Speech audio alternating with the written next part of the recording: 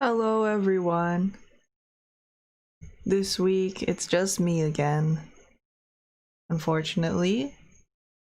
Well, I think I can promise next week we'll go back to normal programming.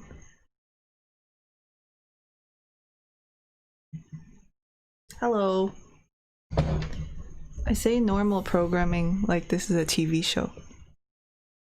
But anyway, since it's just me, I'm just going to talk about some random stuff. Just like last week. And what I'm planning to do is just talk about some interesting things I have found this week, and talk about some interesting things that I have found previously. And then I'm just gonna go on until I run out of things to say. And so I rescheduled this week's guest for another week, so we will be hearing from her, but that's for another time. See, so what shall we start with? I'm going to screen share.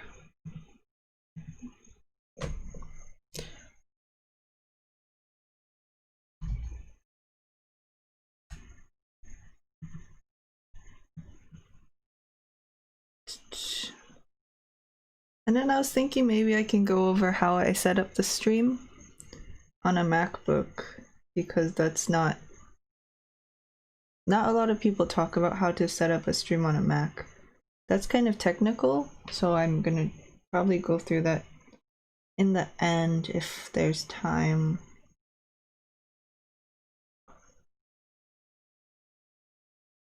Right.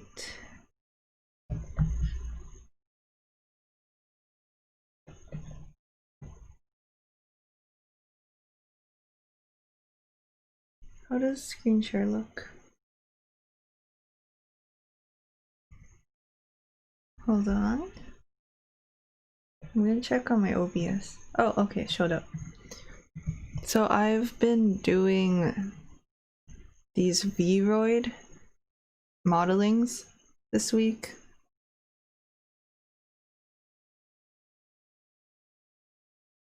And basically, it's a program that lets you do 3D anime style models, and you can change the hairstyle and add clothing. And it's basically a very user-friendly version of Blender, I would say. But that kind of ties into something I was thinking about this week, which is how a lot of the skills I've acquired that are very workplace friendly, how should I say it? A lot of skills that are in high demand that I've acquired are from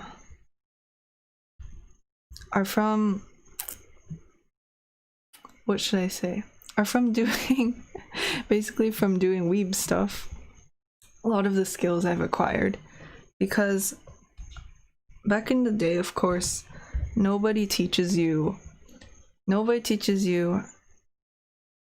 how to make weeb related stuff.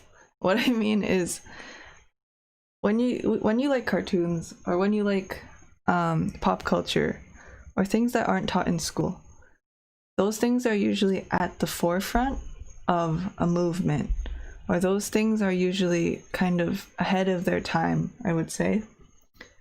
So when I was growing up, I really liked anime songs, and anime characters were very special to me, and I just found that world very attractive. But of course, nobody at school will teach you how to speak Japanese. No, at least for the purpose of, I don't know, something that seems so trivial and unimportant and silly as cartoons. But really, all the skills I've really learned to a certain degree of mastery are related to maybe some sort of eclectic or very specific interest I've had. And then all the things that I've learned through intensive schooling, like algebra or I don't know, even history, has kind of just faded away. And really what's in demand are the skills I've learned from chasing my eclectic interests. That's what I realized while doing this modeling, because I mean, sure, it's like modeling a cute anime girl, but through doing something like this and having fun with it, it's a really easy way into other types of 3D modeling. It's the same idea. It's a really complicated process, but when you have fun making something, it makes it so much easier to learn a complicated skill. Yeah, and that's how I learned Japanese too. And that's how I learned motion graphics, and that's how I learned how to work with groups, because I would put projects together with my friends who are also interested in similar things. And those are the most precious skills I've acquired. Yeah, so I think I found that quite interesting. And the most difficult parts making this thing were the braid. So there's this braid kind of beneath her hair, and the bead. Actually, so the way the braid's made is just layering hair in little chunks together, and then when you rig it, you just rig it with lots of flexible points where it can bend. That way it looks natural. What I found super interesting about this whole process was that, so making the bead and making her halo, these things are actually made out of hair. And what you do, you change the texture. You change the texture of the hair, and you change the lighting, and it doesn't look like hair anymore. You've just created these chunks of things, and you shape it around a mesh. It's quite fun. Okay, I digress. Next, I want to talk a little bit about brain spotting. And let's see. Where should I start with this?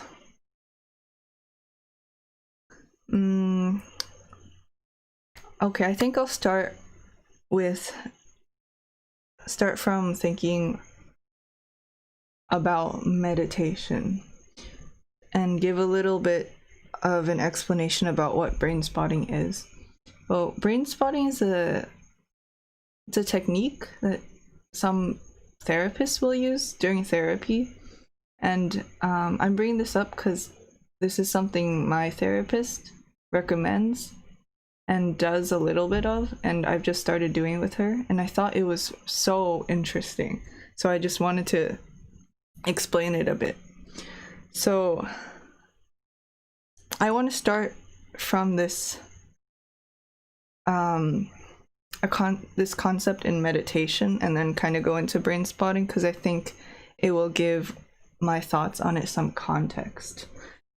But basically, so there's this idea in meditation where you kind of have this core self or inner self, and then the other layers of yourself are built around that core self. And the way a lot of people go through life or live in this world, a lot of people will go through it without recognizing that or putting much importance on their own point of view, so how they see the world. And oftentimes people will see the world through other people's eyes. And yeah, if I explain it like that, it's kind of difficult to grasp the concept. I would really like a graph here, but how should I put it? It's like okay, so the way that Sam Harris explains it is, it's like there's this exercise he makes people do. I'll explain it quickly.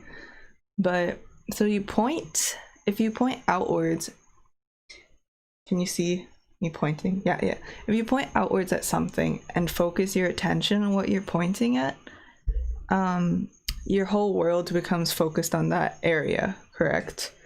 But if you so your awareness, you're focusing on the area. If you turn your hand around and point at yourself, if you notice who's doing, like, what are you pointing at? I don't explain it very well, but if you think about what you're seeing now that you're pointing at yourself and you're not pointing outwards, it kind of flips your perception of consciousness around, and then you notice that you are the world in a way. So what your experience is you, in a sense. So oftentimes we assume that everybody sees the same thing that we do, but actually each person is very contained in their worldview, in the sense that your perceptions and your sensations make up your world. And that's unique and individual to each person. And even if other people agree that, I don't know, it could be something like other people can see this rainbow in the distance, right? But you don't see the rainbow. So that's unique to your own worldview. And oftentimes people don't put a lot of emphasis or importance on their own worldview. Instead, they view concepts, or they view their own thoughts through this lens of other people. And it's like a distorted sense of reality when that happens. And yeah, it's hard to sometimes tap into that knowledge that you don't really exist, in the sense that you are what you perceive, and you are not really you. It's not that you're a part of that, but you are that. It's my best attempt at explaining this concept. And this relates to brain spotting I feel like it's quite an interesting way, and I kind of had a little aha moment when experiencing this. So I think brain spotting is pretty underground, and I'm pretty convinced that it has some sort of connection or relations to meditation and teachings in ancient teachings in meditation, or that kind of stuff. But basically what it is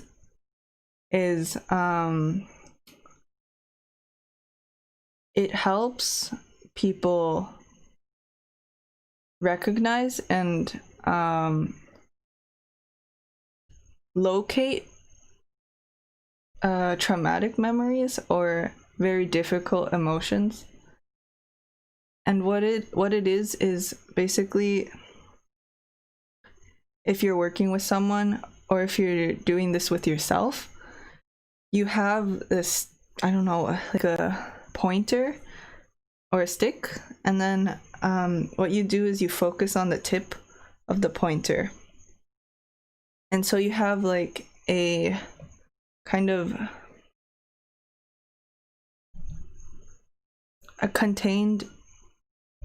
a focused vision, right? How do I say this? Like a frame of vision. And what you do is you move this pointer around.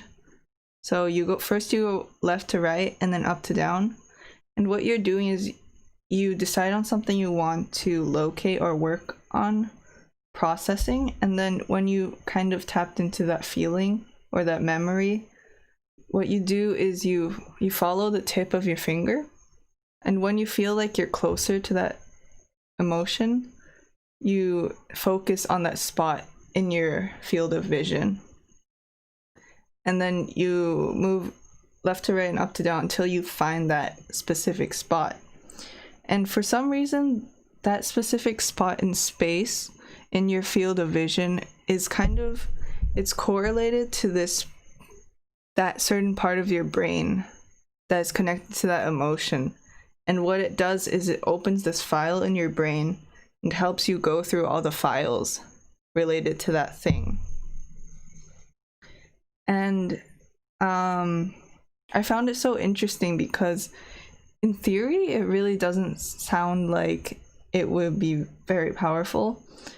And I have tried doing EMDR before, which is where you kind of look back and forth, and this helps you open files in your brain. But that never worked for me. But when I did this, it was very effective, and it was like pinpointing a certain part of my brain and locating the files and opening all these sensations and emotions and thoughts that were stored in that file. And I think it can be used not only for processing emotions, but probably also for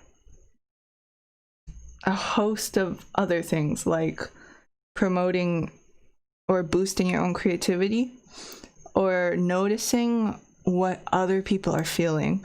Because if you start to pay very close attention to where people are looking in their field of vision when they're recalling certain events or talking about an idea or expressing something, I think you could get a lot of information from that. And what I found so fascinating is that I was wondering, why does this work? And the thing is, if you think about what I was describing earlier with meditation and how your world is you, in a sense. Your world is you from your innermost point of view. This makes perfect sense because where you're looking is connected in a way, or where it's not so much about where you're looking. I think it's really about focus. So where you're bringing your focus to, even though it seems like you're focusing on something in your external space, what you're really doing is like pointing a laser in that part of your brain, because your external space is so mirrored and so connected to who you are. It's essentially the same thing. I thought that was very fascinating. And I was surprised by how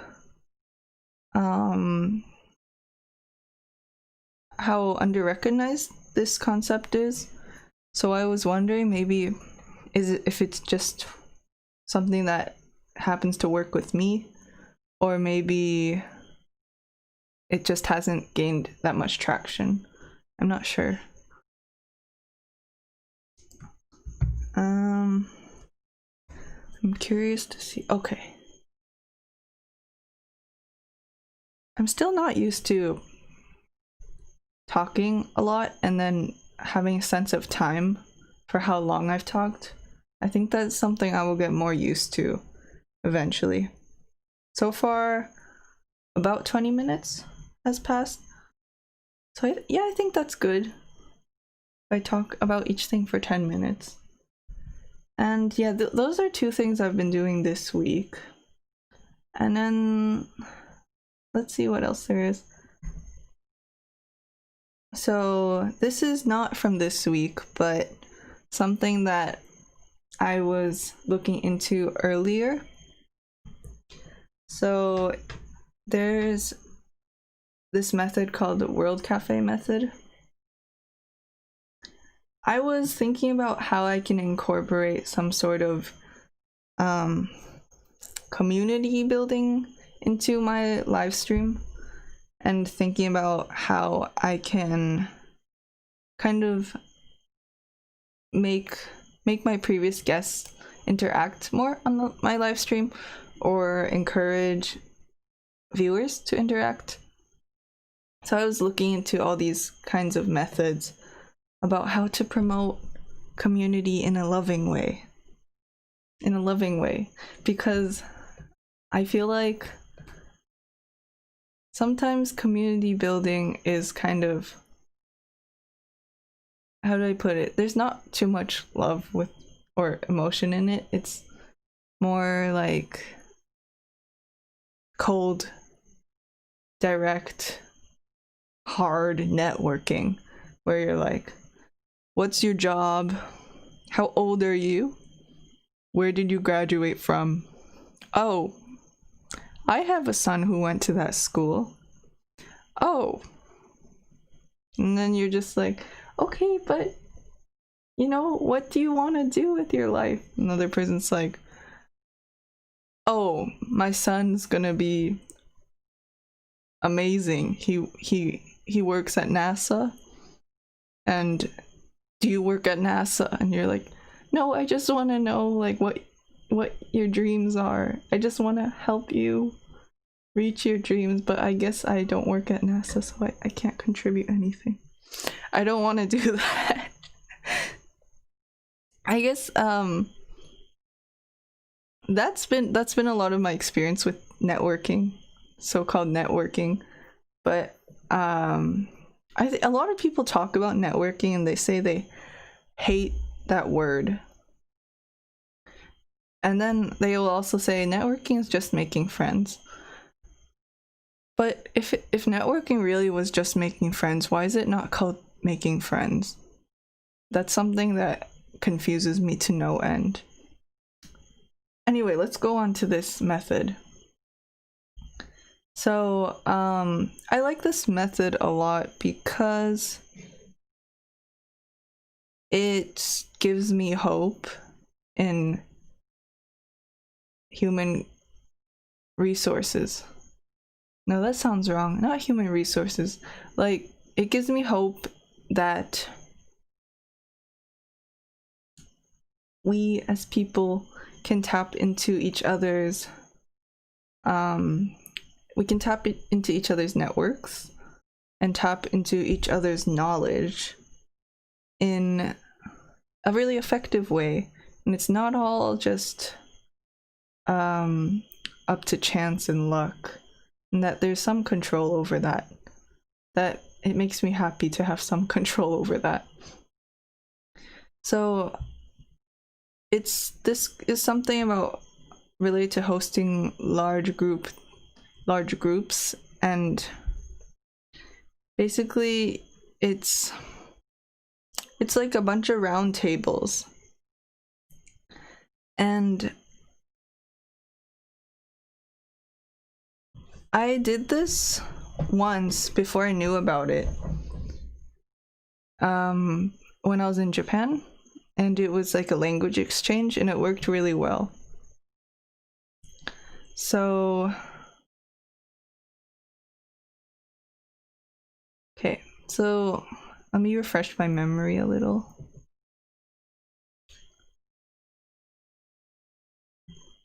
The host begins with a warm welcome and introduction, setting the context, sharing the cafe etiquette, and putting participants at ease. So first, there's small groups. So the people who have gone to each table maybe randomly, they will just talk for a few minutes. And then after the 20 minutes or 15 minutes passes, they will let's see, they may or may not choose to leave one person as the table host. Oh, I see. I guess this really depends on what kind of event you're hosting. So if it's if it's like a collaborative event, one person can stay at the table as a host and fill in the next round of people about what happened the previous round. Otherwise, you can just move on to a different table. And then this happens over and over again, so you just get to meet a bunch of different people.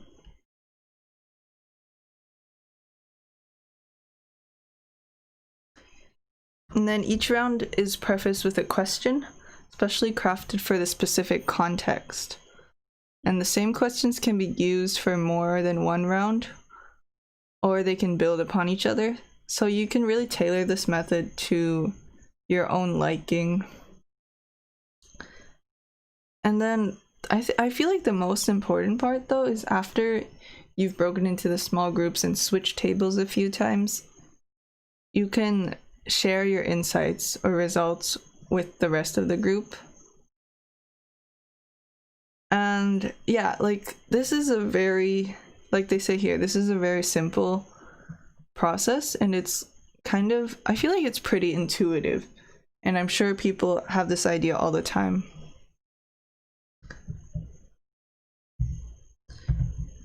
Yeah, Ikaru says, I feel like I participate in something like this without knowing it. Me too. I think it's common, and when people think about hosting some sort of connections group with strangers, I think this is really intuitive to just come up with something like this and run with it. But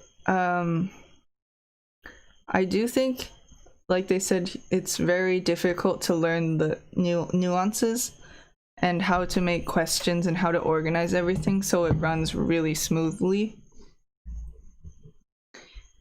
And it was cool to see that there's a name to this method, where before it was just this abstract idea in my mind, where I thought, yeah, of course, doing something this way would work. But to see it put down on paper and to see that people have expanded on this method in a lot of different ways, and like seeing that it's a thing that is very solid, I think it's helpful, and it's easier to break down how it works.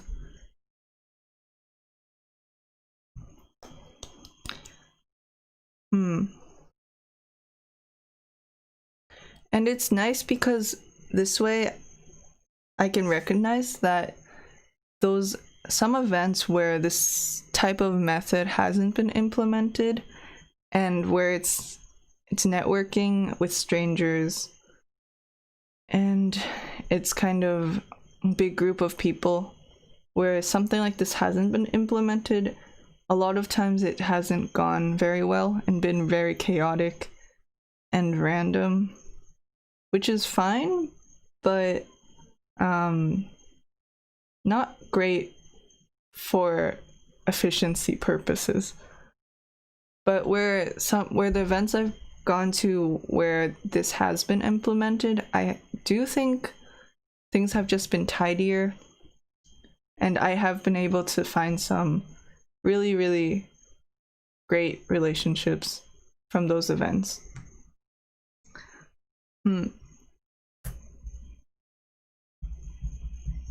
I'm trying to remember where I've heard about this thing. I can't remember. I heard about this somewhere.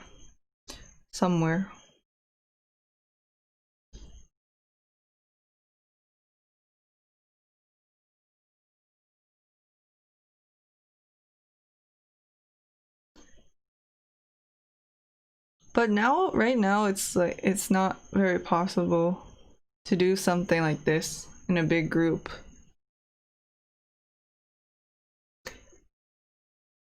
I'm thinking if it was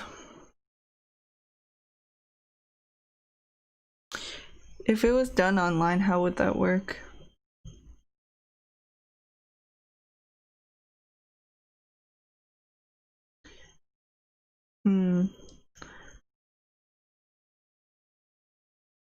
I'm not sure. Yeah, I'm not sure. That's the thing. Moving things online is... I feel like moving something like this online is pretty much impossible without losing something very important. Unless you use something fancy like VR or...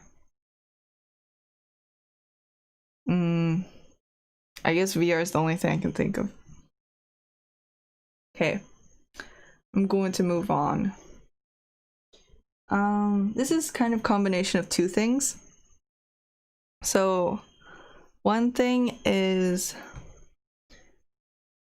the New Earth catalog. It's something that Steve Jobs mentioned in his commencement speech, but that's not... I heard about it in that, but that's not actually where I found out about this. Found out about it once more in the back of the Teenage Liberation Handbook. I found a lot of interesting books in the back of that book. But what it is, it's basically a collection of... Let's see. They don't have it. Here, if I get rid of that. It's just a collection of really interesting tools for making things and really interesting ideas for trying to, I don't know, understand the world or create things within the world. And it's just this whole collection of random things. That organized randomness, I would say. It's random but organized. And basically it's a catalog. That's why it's called a catalog. It's a catalog of tools. And this thing's pretty old. And I think it definitely has some relation to systems thinking and thinking about things in a systematic way where everything's connected. You can tell just by kind of glancing over it that it's similar things are bunched together, and it's not exactly an encyclopedia, but something like that. I was like, okay, this book is really cool. I kind of want something like this. It's the ultimate inspiration encyclopedia. But if you check online, it costs, I don't know, can I open my Amazon here? I don't think anything funny will happen. But access to tools, I think I can. Oh yeah. So the used ones, oh, there's one for 68. It was 80 before. But yeah, it costs quite a lot of money for one of these things. Even the used ones where they're definitely old and yellow and delicate. But I was thinking, yeah, there must be some way to access this online. And I was happy to see on Open Library they have it. So if anyone wants to take a look at this, it's on Open Library. And Open Library has a lot of old books. It has a lot of really good old books that are not... Oh, this is wrong. It has a lot of really good old books that are not recognized. New Earth catalog. We're not doing Eckhart Tolle.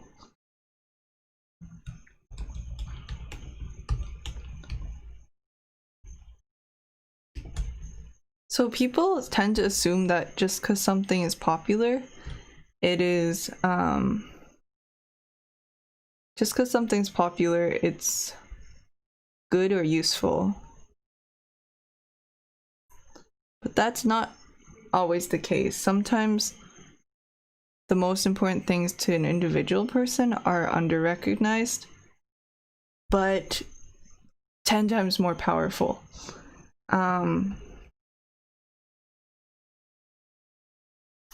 That's funny. I swear I was on here before. Whoops. I leaked my Facebook page. Okay. Okay, I swear it was on here before. It's definitely on here. I wonder if they took it off.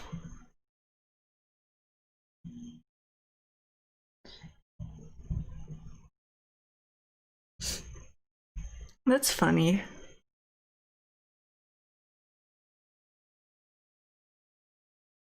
Oh, maybe they have the Whole Earth. I think I did it wrong. It's Whole Earth catalog. What is this? Oh yeah, Internet Archive. It's on Internet Archive. There's Open Library and there's Internet. I think. Wait, Internet Archive is part of Open Library? Whatever. I think it's the same thing.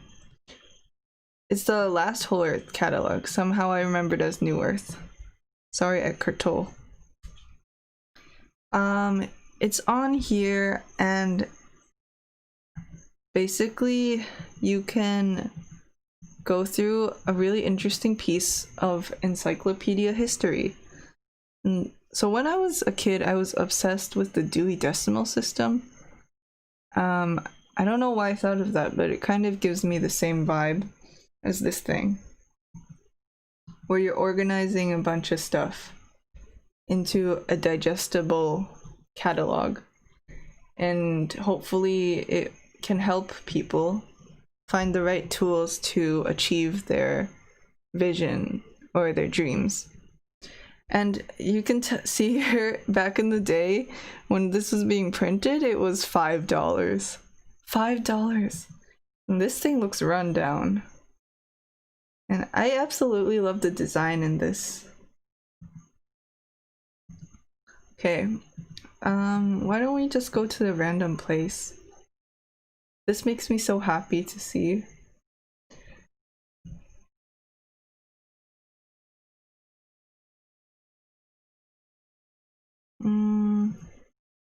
I want something with pictures. Alright. So it looks like this is a page about diving and surfing. I think a good way to explain this, it's basically Google before Google was made. But even Google is not organized this well. If Google had some way to be organized this well, that would be amazing. That would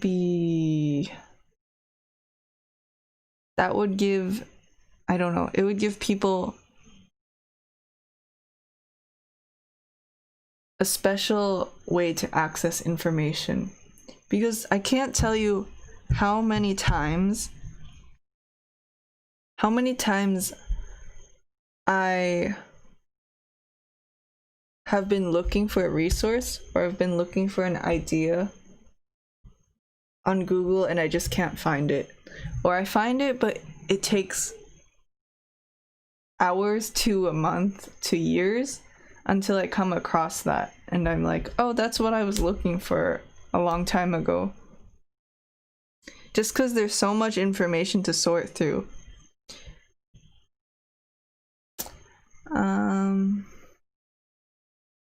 Yeah, it looks fancy. But if searching wasn't just based on popularity, or wasn't just pushing what was trending, I feel like if there was some way to sort through things deeper than just a popularity list, and I don't know, that's the thing though, it does exist. There's algorithms that don't just push popularity, but I feel like for some reason it's just not,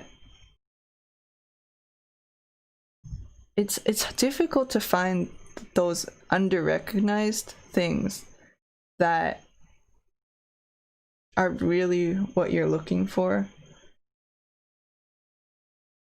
I don't know how to say this. I guess there's a lot of there's a lot of onus on the person doing the searching to find the right thing, instead of that onus being placed on the search engine or whatever tool you're using to search. It must be something about how things are linked together. I'm sure there are people working on that. Anyway, let's see. I haven't taken a look at this in a while. But what's so nice about this, you can just take a look at the pictures and get a general idea of what's going on the page.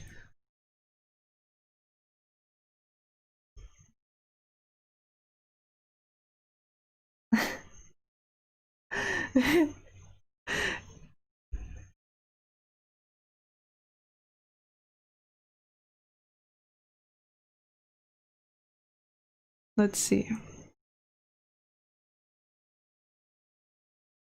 US Navy Diving Manual. So yeah, if this stands out to you, you can go find this book and then go through it.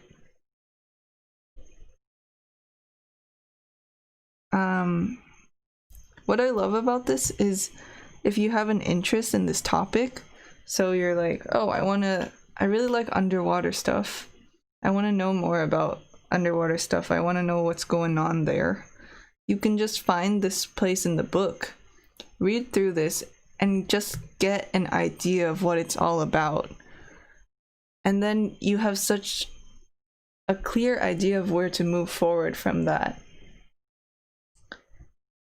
It's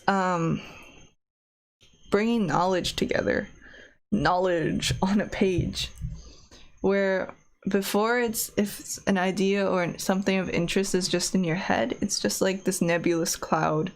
But when it's been curated and organized into this thing where you can see how other people have thought about it, and you can see what's going on in the world right now related to that nebulous topic in your mind, it points you to a direction, even if that direction might be wrong. At least it's a direction. And yeah, the book just goes on like this for pages and pages and pages. What I love most are these little diagrams. Because you're like, what's going on there? I want to take a closer look.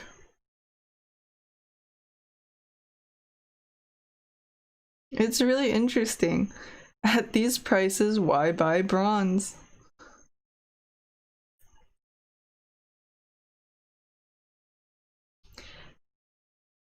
As I haven't seen something like this or paid attention to something like this in all my life. Well, this one kind of. I have paid attention to the one on the left a little bit. I kind of think about this kind of stuff sometimes, but this one not so much. So it's just very nice to form new little pathways in your brain related to things that you might have seen before. I like that.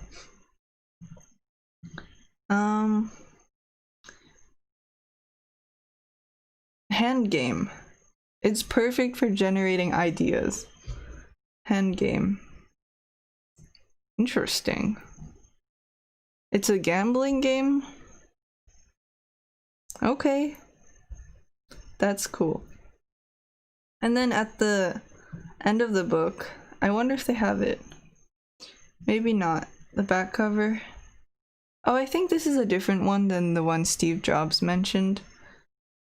We can't put it together. It is together. What does it mean? We can't put it together. It is together. What does it mean? The one Steve Jobs was talking about, I think this is the last Whole Earth catalog. He was talking about the Whole Earth catalog, and on the back it's stay hungry, stay foolish. I really like that. Stay hungry, stay foolish. If we lose our foolishness, you know, we're not gonna take the risks. And if we lose our hunger, what's the point to it all? We can't put it together, it is together. That's something to think about. Alright, and for my last thing of interest, and then I'll talk a little bit about how to set up a live stream on a MacBook. And I won't go into the tech stuff because I'm not really a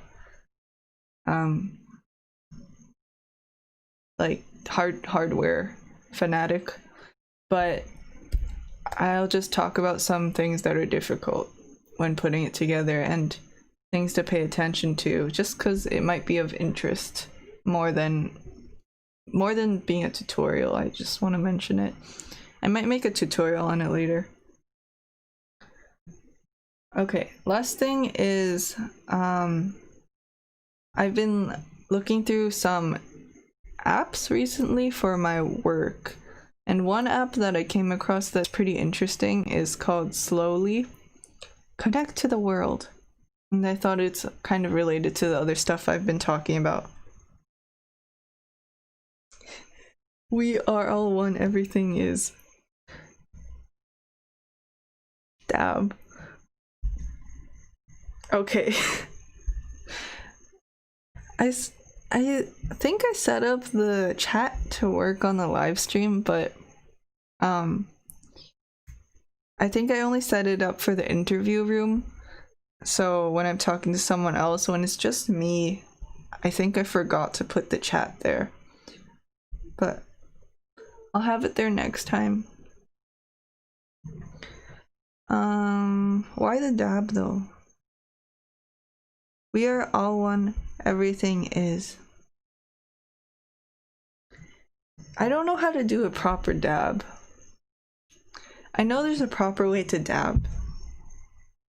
I used to think people were just doing a dance move though. And then someone explained it to me. So what this app is, it's just replicating snail mail. So it's replicating letter writing.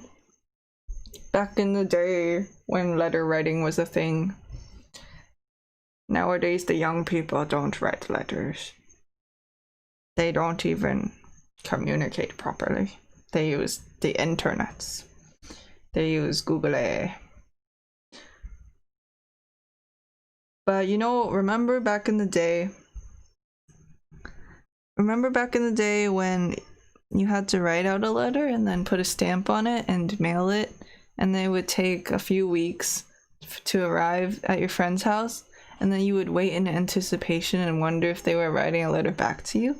And then a few weeks later you might get one in the mail, and then you would open it and smell the paper and like look at it through the light and see all the letters and see what color ink they used and like read through it very slowly, and then you would write back a few pages. I used to do that. It wouldn't last very long, but it was fun, and that's one of my favorite ways of communication. So when people started using text and email more and more, it was actually very difficult for me. That's why I like to say I'm a boomer at heart. But I like that steady build-up of anticipation when receiving mail or sending out mail. And then I also just like one-to-one or actually getting together with a group in person or live, not live, like real time instead of back and forth really quickly. That just freaks me out. But what this app does is it copies that letter writing feeling, because what it does is after you write out a letter, it will send it to a pen pal somewhere far away. And then if they're super far away, like if I'm in America and if my pen pal is in China, it will take a really long time for them to get the mail. And basically what it does is it makes technology bad in a way. No, that's wrong. What I mean is yeah, technology can send it to that person in a flash and they'll get it like a text message. But instead, what this app does to replicate letters, it makes it take a really long time. So they're not going to get that letter until many hours later. And then they can write something back and it'll take a really long time to reach you. But what is nice about it is it encourages people to actually think about what they're writing and take into consideration that the person they're writing to is actually a person and not just, I don't know, a bot texting. And what I was surprised by is how well this works, because when I used it, I immediately felt the effects of knowing that it would take a while to reach that random person. So I tried it out because it looked interesting. And I didn't think it would be that much of a difference, but it really is. And it really forces you to actually think about what you're writing and think about who's going to receive it and take it all into consideration more than you might if it's not snail mail. You can take a look at their pictures. Screenshots. I guess not, it won't open. And also what's super cute about this is that they don't use photos. They let you put together an avatar and customize it and add a nickname, and then they match people based on your interests. I thought that was really cute. So it adds, it's like there's still anonymity to a certain degree.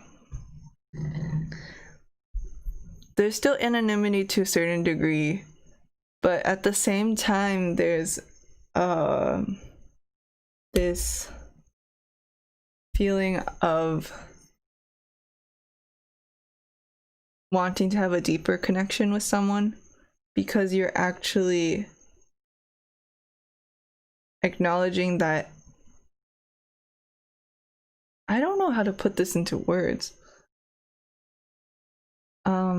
but you're forced to have some degree of patience, and somehow I think that encourages deeper connection with the person you're writing the letter to when you have some degree of patience.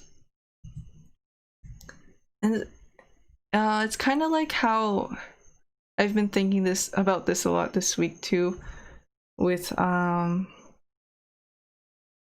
like the Vroid stuff I was showing in the beginning with the modeling. But yeah, this past year a lot of VR chat and virtual reality stuff has been pretty popular. And with that too, it's just like this app in a sense where there's a degree of anonymity, but it's internet stuff, right? But people, although they're behind that, people feel pretty open to talking about, not only just talking about I want to say deeper issues. That's not right though. I think it's just about talking freely and having patience in the sense that you're trusting the other person to listen to what you have to say, but you also don't have to be worried about being judged for being entirely yourself. And it's not like being entirely yourself, it's being the version of you that happens to be the way you're presented in this world. You can transfer that to an avatar instead and still speak from your heart. Still speak from your heart. And this, I think VR chat's a little different than this, but at least the anonymity and connection part is similar. It takes out all the anxiety too. Yeah, it takes out a lot of anxiety. Although that one time I did try VR chat, I was anxious in the sense that without anonymity, if people don't respond to me the way I'm comfortable with anonymity, if the same thing were to happen, how would I be able to handle that? Was what was very scary for me with VR chat.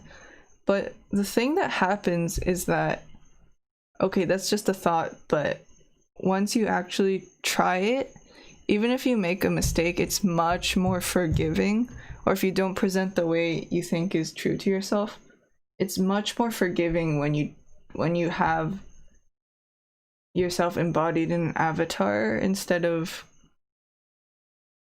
I don't know, the you that you're used to being seen. I think it's much more forgiving in the sense that it's easier to detach and just realize that it's not a big deal, right? I think that's all. And then I'll talk about, I guess, come along with me. I'll show you behind the scenes. I'll show you behind the scenes of my operations. I'll show you all the secrets. Oh, I think it's pretty cool when you can see what's going on behind the stream. Not a lot of people do that. I don't know if you caught my super messy desktop. Oh, thank you for following. Kyle Lima Beans.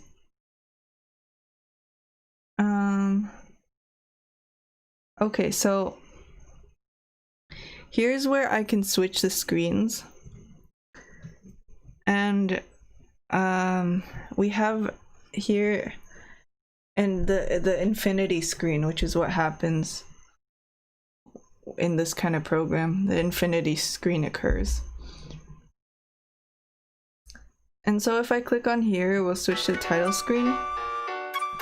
And you can no longer see what's happening on the live stream, but it should switch to the title screen. You'll hear music. And then here's my screen share screen. And then here it's just me. And this is where I usually interview guests.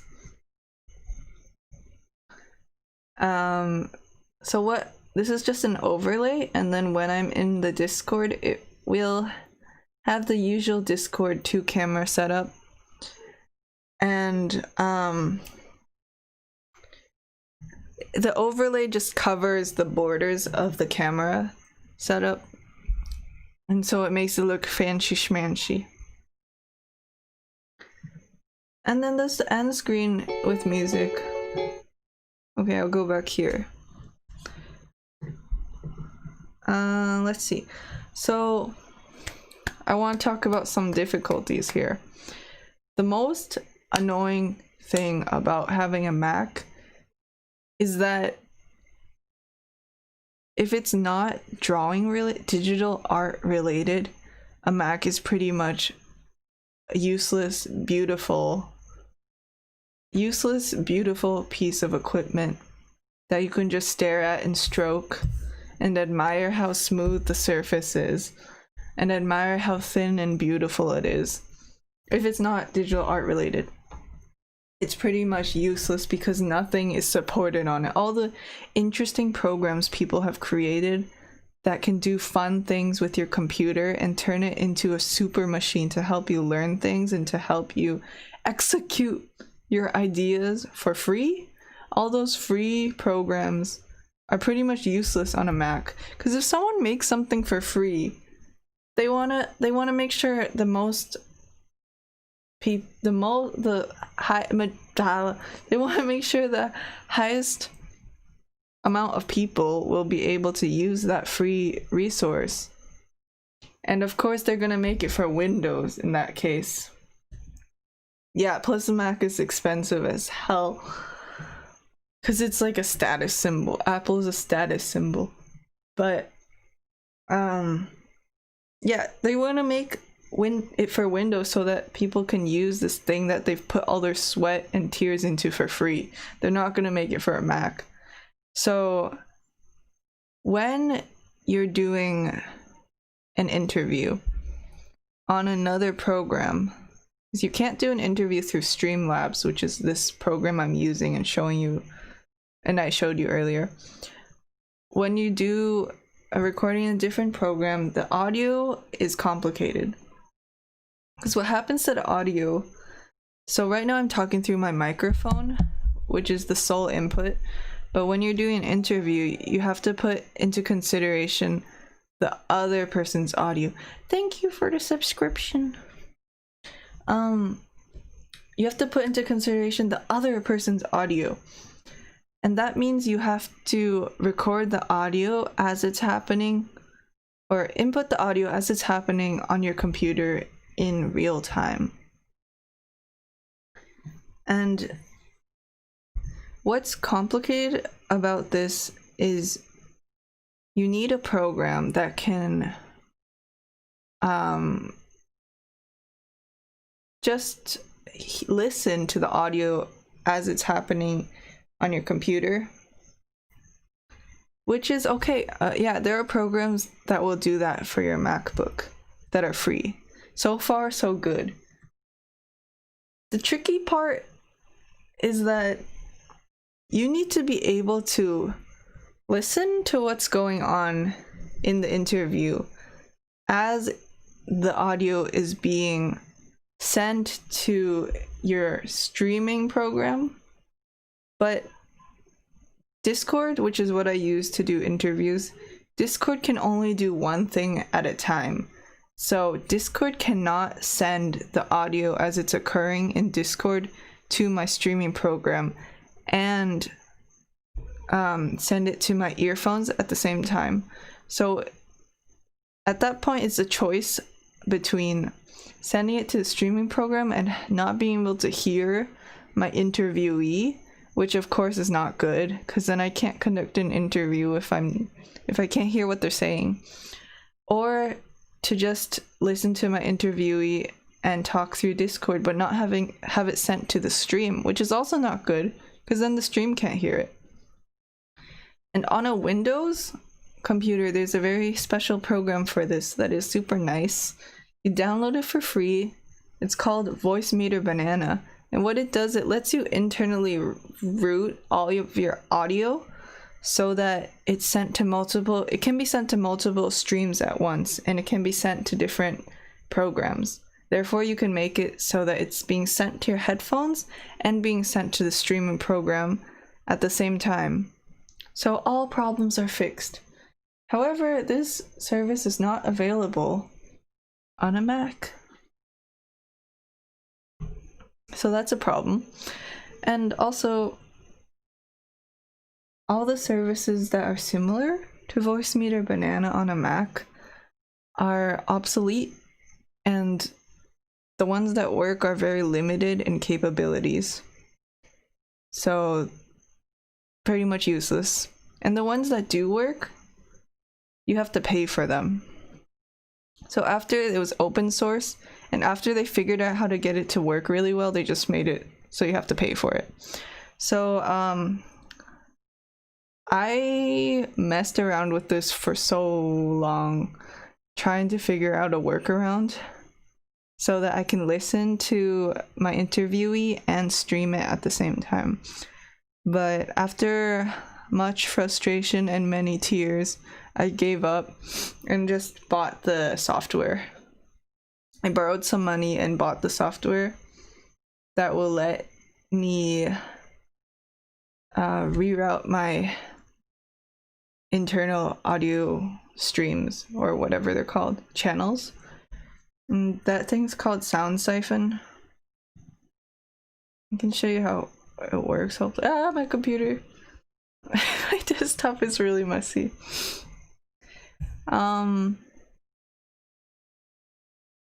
Oh yeah, this one's being in use right now, so you can't see it. But this is really simple. I don't even have to do anything fancy here. What this program does is basically it just detects Discord sound. And then I can, when I'm selecting my input and outputs, what I do, I can just select that program as its own sound, and it solves all my problems.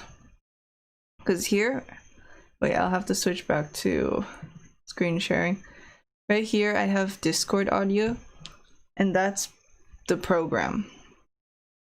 And so on my Discord, I just set it to my headphones.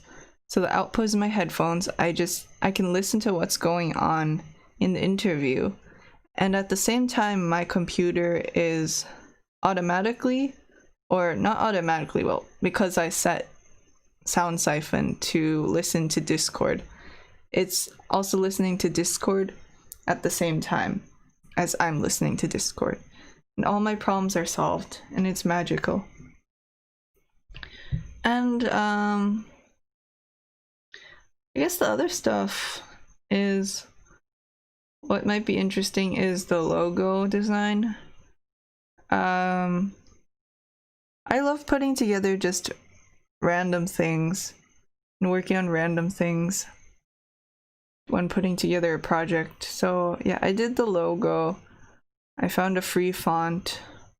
And then for the interview room, I did this one in Photoshop. I feel like schools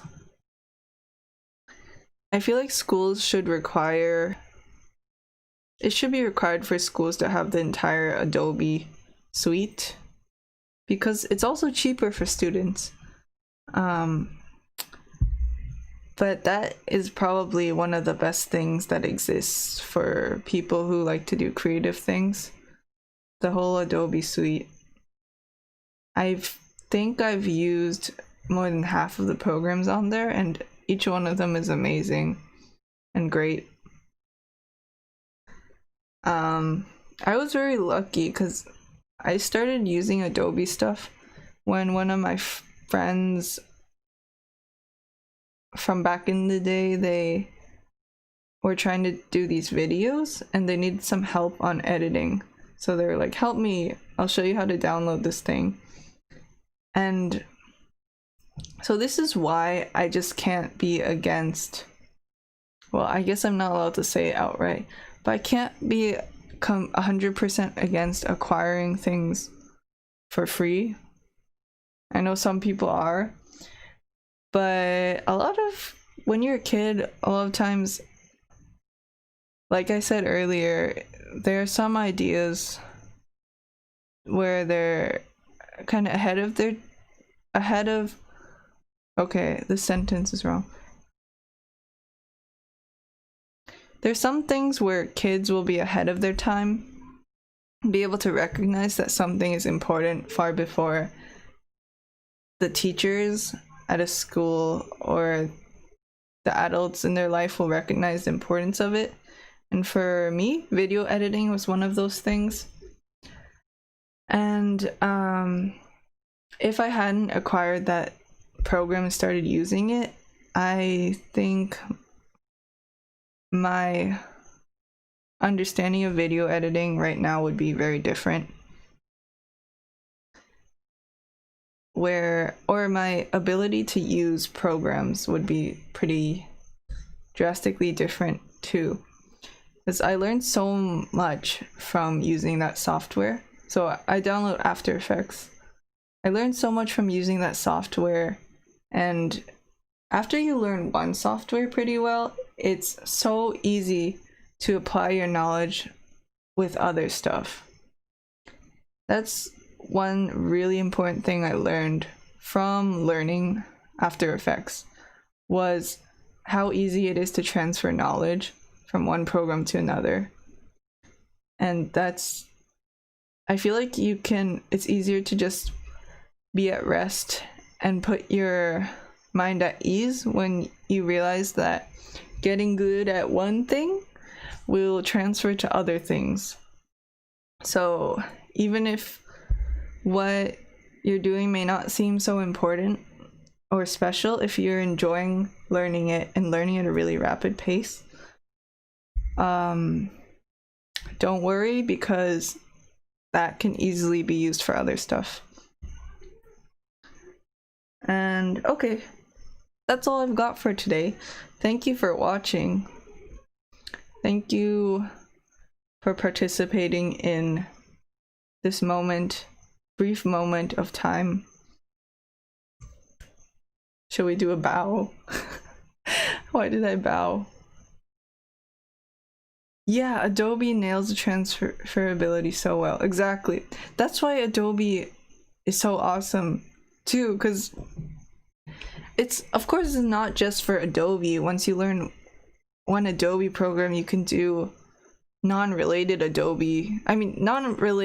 program that's not Adobe, like when I was doing the 3D modeling earlier this week, I used a lot of the same ideas from Photoshop, or let me think, there was one that I really felt like it was the same.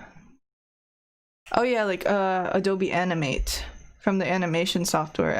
Felt like I was transferring those same techniques, but within the Adobe world, it's even easier because Adobe really makes sure to make all the shortcuts the same, and then when you slide bar to the left and slide a bar to the right, it does the same thing in each software, which is amazing, and it makes it so easy to do anything and to do things really efficiently, which I love.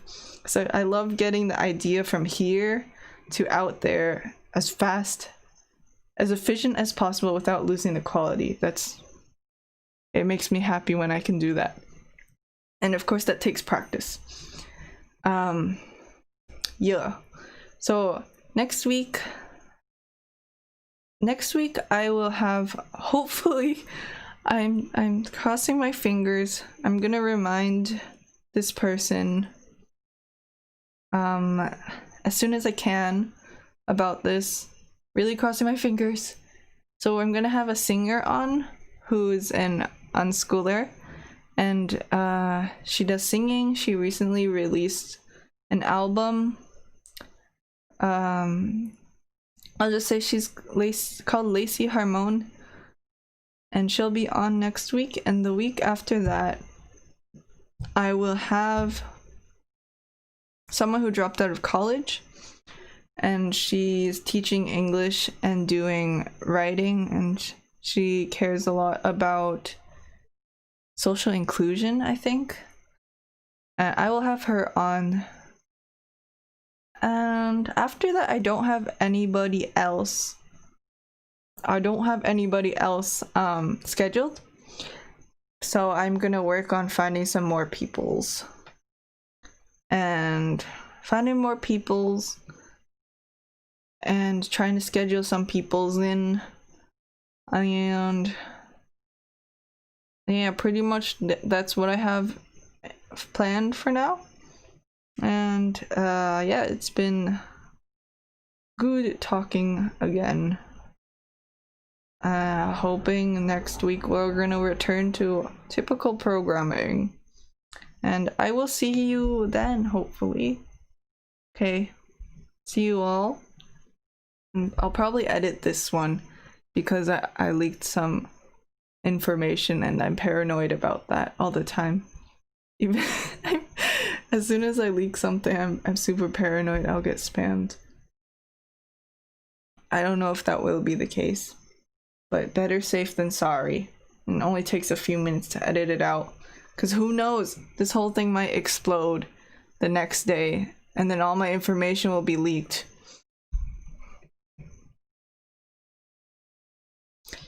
I'm very protective over my information. When they offer USB encoders for your information to protect it, if I have the cash for that, I'm gonna grab that thing as soon as it happens. All right. Okay. I'll see you guys next week. Please have a nice week. I'll be waiting for you here on the internets. Goodbye. Thank you once more. Always thank you.